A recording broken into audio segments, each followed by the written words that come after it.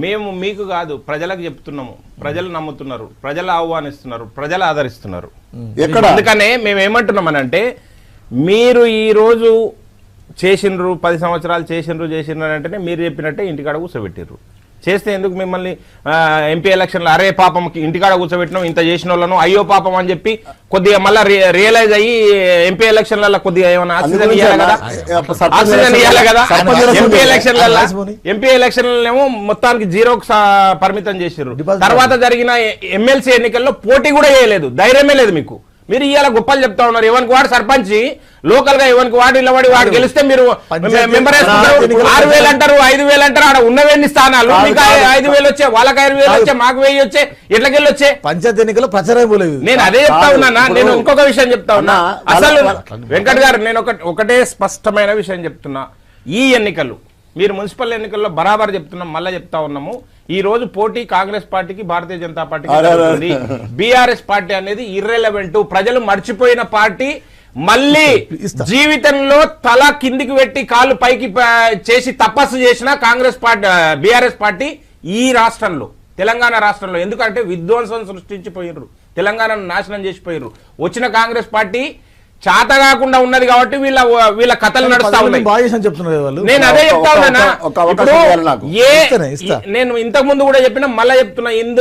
ఎందుగలడు అందు లేడని సందేహం వల్లది ఎందెందు వెతికినా అందందే అవినీతి లెస్సగా కనిపించింది బీఆర్ఎస్ పార్టీ లోపల. కాకపోతే కాంగ్రెస్ పార్టీ ఏం చేసిందనంటే చేష్టలు ఉడిగి చూస్తుంది కాబట్టి వీళ్ళు బజార్లకు వచ్చి తొడలు కొట్టి మీసాలు దువ్వి సవాల్ చేస్తా ఉన్నారు. మీరు దమ్ముంటే అది చేయండి ఇది చేయండి అని. ఎందుకు తిరుగుతున్నారు? మీ పార్టీలో ఉన్న కవిత తీఆర్ జైలుకి ఎందుకు పోవాల్సి వచ్చింది? మొన్న కేటీఆర్ ఎందుకు పోయిండు? నిన్న హరీష్ రావు ఎందుకు పోయిండు? ఈ రోజు సంతోష్ రావు ఎందుకు పోయిండు? సిట్టు నోటీసులకి ఎందుకు పోయిండు చెప్పండి.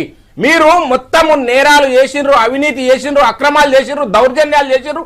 ఒకటా రెండా చెప్పుకుంటూ పోతే చాటభారతం ఉంది మీ 10 సంవత్సరాల పాలన. ఇంత దుర్మార్గంగా పాలించిన మిమ్మల్ని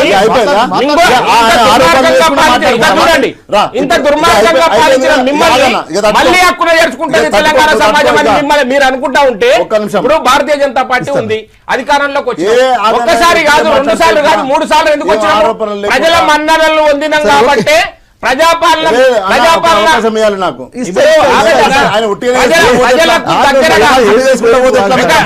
నేను చాలా చిన్న విషయం 10 సెకండ్లలో చెప్తా.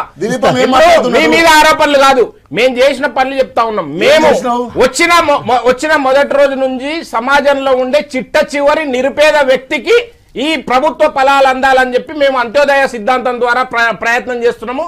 దానికి అనుగుణంగానే భారతదేశం మొత్తం ఈ రోజు భారతీయ జనతా పార్టీ వైపు అడుగులేస్తా ఉంది. ఇంకొకటి మిత్రుడు చెప్పిండు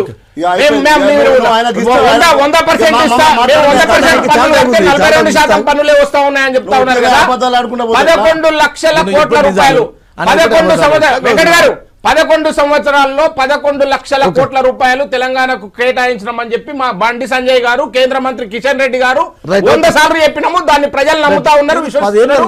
అందుకే పోతున్నాం.